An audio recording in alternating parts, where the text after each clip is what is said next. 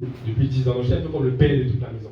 Donc, ça veut dire, vu qu'on vivait avec papa et tout, c'était moi le papa de la maison en réalité. Donc, j'ai toujours eu cette responsabilité-là.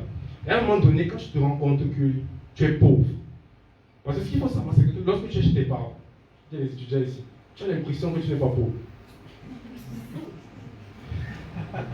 Je ne sais pas si tu es jeune ici, à un certain temps, qui ont vécu avec mes parents. Est-ce que vous vous êtes rendu compte de ça? Quand tu es chez tes parents, tu as l'impression que tu n'es pas pauvre.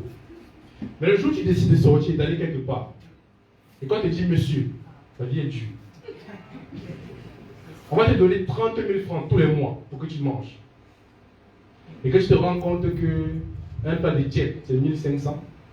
Là, tu te dis, ah, d'accord, il fallait vivre avec papa toute la vie alors.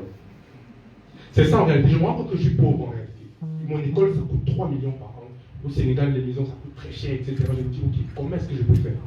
Parce que tu as des petits frères à la maison qui disent que non, cette année-ci, à Noël, on ne nous a rien acheté. Parce que l'école de Victorien coûte extrêmement cher. Cette année, à mon anniversaire, on n'a rien fait. Il n'y avait pas de gâteau, on m'en faisait l'année dernière, il n'y avait rien. Parce que l'école de Victorien coûte excessivement cher. Maman a dit qu'il n'y a plus d'argent. L'argent, maintenant, c'est chez Victorien. Et tu te rends compte qu'en réalité, tu es en train d'emprisonner l'avenir de tous tes petits frères. Est-ce qu'il y a des parents ici? Il y a des parents ici? Je pense que ce que je dis là, ça touche beaucoup plus les parents encore. Parce qu'ils ont cette responsabilité-là. Ils se rendent compte du fait que, ah, mon fils a réussi un concours extraordinaire, il peut aller en France demain. Moi, on dit qu'il faut 4 millions pour la caution. Même si je vends tout mon être.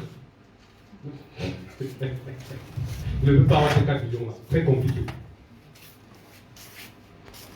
En réalité, je me suis lancé dans le trading parce qu'il fallait absolument que je transforme ma condition d'homme pauvre en réalité. Parce que je dis souvent que le meilleur moyen, la première chose qu'il faut faire pour sortir de la pauvreté, c'est le fait de reconnaître qu'on est pauvre. Parce que souvent on oublie qu'on est pauvre, parce qu'on mange le matin. On oublie parfois qu'on est pauvre en réalité. Mais il faut te rendre compte du fait que, ok, tu es salarié, tu as 300 000 francs de salaire tous les mois, on te paye très bien, tu penses que tu vis très bien. Mais le jour où ton fils va venir te dire, papa, j'ai réussi un concours, je m'en vais à Harvard. L'école là-bas, c'est 50 millions par an. Tu vas dire, ah, on va faire l'université, on va faire double seconde. Très compliqué. Donc, c'est la première étape. On doit accepter le fait qu'on est déjà pauvre d'abord.